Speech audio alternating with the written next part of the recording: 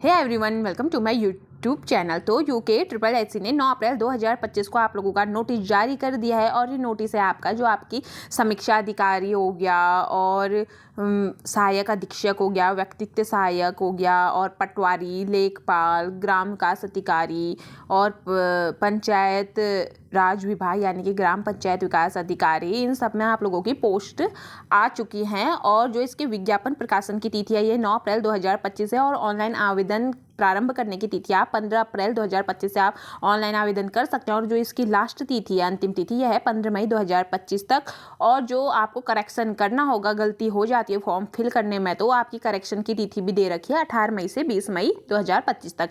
और जो इसका एग्जाम होना है, एग्जाम आपका 27 जुलाई 2025 को आपका इसका एग्जाम हो जाएगा।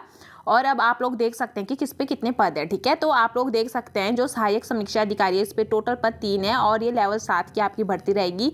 और व्यक्तित्व सहायक इस पे 3 पद हैं और ये आपकी लेवल 6 की है। सहायक अधीक्षक आपके लेवल 5 की और इसमें 5 पद हैं। और राजस्व विभाग में आपके जो पटवारी है इस पे 119 पद हैं और ये लेवल 5 की भर्ती रहेगी। और राजस्व उप निरीक्षक यानी कि लेखपाल में आपके 61 पद रहेंगे, ये लेवल 5 की है भी। और ग्राम विकास अधिकारी यानी कि वीडियो की, ये है लेवल 4 की और इस पे आपके टोटल पद हैं 205। और है वीपीटीओ यानी कि ग्राम पंचायत विकास अधिकारी, इस पे टोटल 16 पद हैं और ये लेवल 4 की आपकी भर्ती है। और स्वागती है, इस पे टोटल 3 पद हैं आपके, ये लेवल 4 की। और सहायक स्वागती ये भी लेवल 2 की है, यानी कि टोटल आपके 416 पद इस पे हैं, अच्छे खासे आपके पद हैं। और अब चलते हैं इस पे आप लोगों की एजुकेशन क्वालिफिकेशन क्या चाहिए। अब चलते हैं सहायक समीक्षा अधिकारी जिस पे कुल 3 पद हैं, ठीक है। और ये इस पे आयु सीमा आपकी 21 से 42 वर्ष रहेगी और जो ये लेवल 7 की है मैंने बता दिया था। और जो इसकी एजुकेशन क्वालिफिकेशन है इसमें है कि भारत में विधि द्वारा स्थापित किसी विश्वविद्यालय की स्नातक उपाधि के साथ किसी मान्यता प्राप्त संस्था विश्वविद्यालय से कंप्यूटर विज्ञान में डिप्लोमा और सोसाइटी के द्वारा प्रदत्त ओ स्तर का प्रमाण पत्र तथा हिंदी कंप्यूटर टंकरण में मूल्य न्यूनतम 4000 की डिप्रेशन प्रति घंटा की अनिवार्यता होगी। और इसकी जो अधिमानी अहर्ता है ये आपकी है कि प्रादेशिक सेना में 2 वर्ष की न्यूनतम अवधि तक सेवा की हो या भूतपूर्व सैनिक हो या राष्ट्रीय कैडेट कोर का बी प्रमाण पत्र प्राप्त किया गया हो, ठीक है। अब चलते हैं व्यक्तित्व सहायक जिस पे टोटल आपके 3 पद हैं, ठीक है। और इस पे भी आप लोग देख सकते हैं 21 वर्ष से 42 वर्ष तक आपकी इस पे आयु है और ये लेवल 6 की है। और जो इसकी शैक्षिक अर्हता है ये भी भारत विश्व विधि के द्वारा स्थापित किसी विश्वविद्यालय से आपका स्नातक की उपाधि यानी कि ग्रेजुएशन तो होना ही है या सरकार के द्वारा उसके समकक्ष मान्यता प्राप्त अर्हता होना आवश्यक है। और सरकार के द्वारा मान्यता प्राप्त किसी संस्था विश्वविद्यालय से 1 वर्षीय आपका कंप्यूटर पाठ्यक्रम का प्रमाण पत्र भी आपका होना चाहिए या कंप्यूटर विज्ञान विषय के साथ स्नातक उपाधि आपकी होगी, तब भी आप इस फॉर्म को फिल कर सकते हैं, ठीक है। अब चलते हैं जो इसकी अधिमानी अर्हताएं हैं, अधिमानी अर्हताएं भी आप देख सकते हैं। इस पर भी प्रादेशिक सेना में 2 वर्ष की न्यूनतम अवधि तक सेवा की और राष्ट्रीय कैडेट कोर बी और सी प्रमाण पत्र, या तो बी होना चाहिए या तो सी आपके पास प्रमाण पत्र इसमें होना चाहिए। अब चलते हैं सहायक अधीक्षक जिसमें टोटल आपके 5 पद है और इस पे आपकी आयु सीमा 21 से 42 वर्ष तक की है। और जो इसकी शैक्षिक अर्हताएं हैं इसमें भारत में विधि द्वारा स्थापित किसी विश्वविद्यालय से एक विषय के रूप में समाज शास्त्र के साथ आपका ग्रेजुएशन होना चाहिए या सरकार के द्वारा उसके समकक्ष मान्यता प्राप्त कोई अर्हता हो। और सेकंड में दिया है कि किसी सरकारी संगठन में या मान्यता प्राप्त स्वैच्छिक संगठन में प्रशासनिक कार्य का 1 वर्ष का अनुभव होना चाहिए, ठीक है। और जो इसकी अधिमानी अर्हता है यह है किसी मान्यता प्राप्त संस्था से सामाजिक विज्ञान या सामाजिक प्रविधि में आप लोगों का डिप्लोमा होना चाहिए, अधिमानी अर्हता है आपकी, ठीक है। अब है आपके पटवारी में जिसमें टोटल 119 पद हैं और इसकी जो और आप लोग देख सकते हैं इस पे कैटेगरी वाइज भी यानी कि आरक्षण श्रेणी में कितने पद है, महिलाओं के लिए कितने पद है आप लोग देख सकते हैं। मैं स्क्रॉल कर ली हूँ वरना ज़्यादा वीडियो लंबी हो जाएगी सारा ही चीज़ बताने पे। तो अब चलते हैं आपके इसके एजुकेशन क्वालिफिकेशन में। आपकी इसकी आयु सीमा 21 से 28 वर्ष होगी, ठीक है। इस पर आपकी आयु सीमा 21 से 28 वर्ष ही है।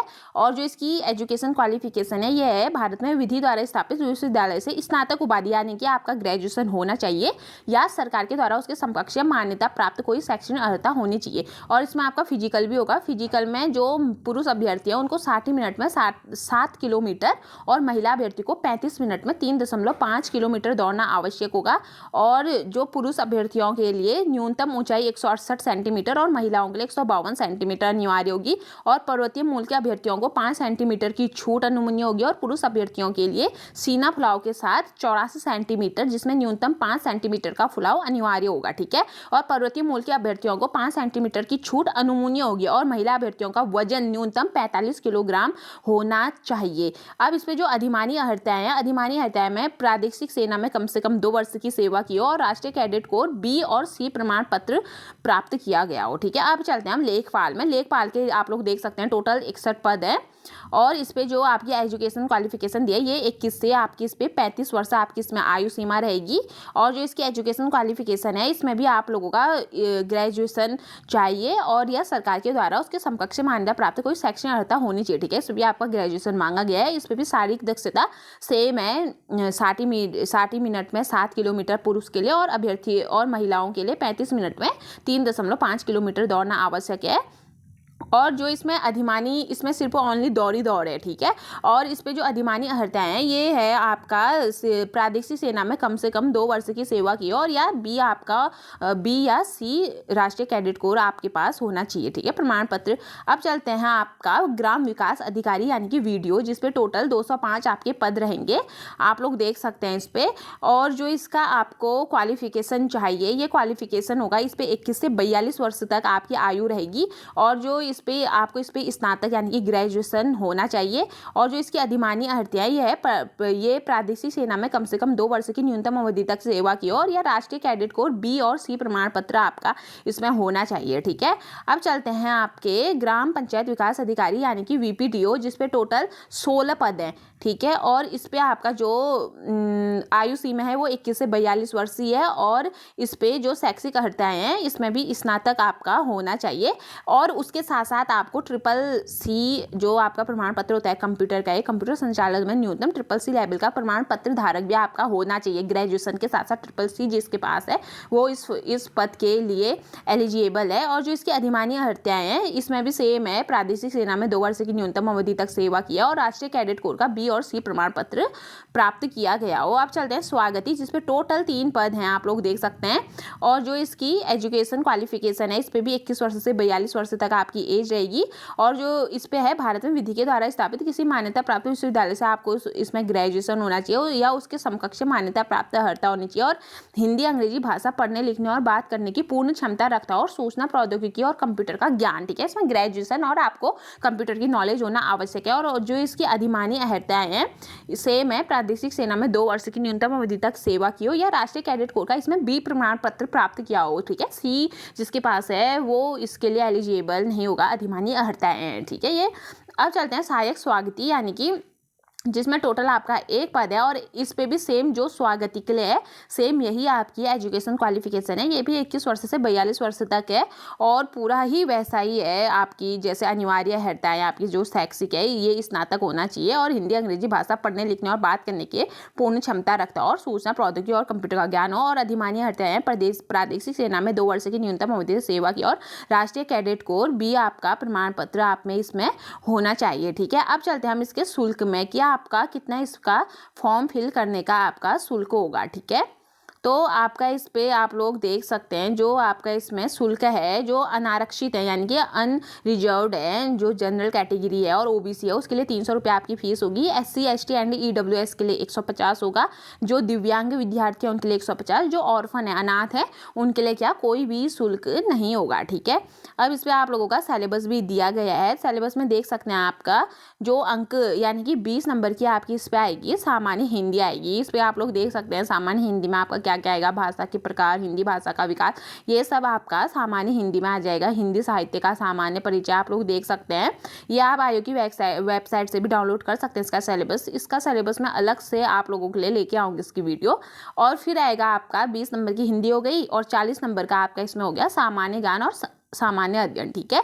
इसके अंतर्गत आपका आ जाएगा देख सकते हैं रीजनिंग आएगी, 10 नंबर तक के आपकी रीजनिंग आएगी। इसमें आपके आ जाएंगे हिस्ट्री, ज्योग्राफी, सारे आपके जो जितने भी जीके के क्वेश्चंस आंसर्स हैं वो सब आएंगे। देख सकते हैं इतिहास, भारत और विश्व का ये, सिंधु घाटी सभ्यता, वैदिक सभ्यता, उत्तर वैदिक काल, ये आप लोग सब देख सकते हैं। ये सारे ही आप लोगों का सिलेबस पे आएगा। भारत सरकार अधिनियम ये हो गया, और भूगोल आएगा, भारत और विश्व का आपका भूगोल आएगा, भारत का भूगोल, और राजनीतिक विज्ञान भी आपका इसमें आएगा। ठीक है, तो ये मैं स्क्रॉल कर रही हूँ, आप लोग देख सकते हैं जो इसका सिलेबस है। राष्ट्रीय एवं क्षेत्रीय दल, ये पंचायती, राष्ट्रीय, ये मानवाधिकार, ये सब चीज़ें आएंगी। अर्थशास्त्र आपका इकोनॉमिक्स इस पे आएगी, यानी कि 40 नंबर में आएगी। ठीक है, अब चलते हैं उत्तराखंड। उत्तराखंड भी आपका पूरा टोटल 40 नंबर का ही आएगा। उत्तराखंड में आप लोग देख सकते हैं उत्तराखंड का भौगोलिक परिचय हो जाए, चंद, गोरखा शासन, ये पंवार वंश, ये सब चीज़ें आपकी उत्तराखंड में आएगी। ठीक है, जो ये उत्तराखंड का सिलेबस है ये आप लोग देख सकते हैं। और इसी के अंदर आप लोगों का इस 100 नंबर में आप लोगों का करंट अफेयर्स आ जाएगी और रीजनिंग के क्वेश्चंस आ जाएंगे। तो आप लोग देख सकते हैं ये इसका सिलेबस क्या है, और इसका एग्ज़ाम होना है आपका 27 जुलाई को। तो मैं ऐसे ही अपने चैनल के माध्यम से आप लोगों को इन्फॉर्मेशन देते रहूँगी। उसके लिए आप लोग मेरे चैनल पे बने रहिए। धन्यवाद।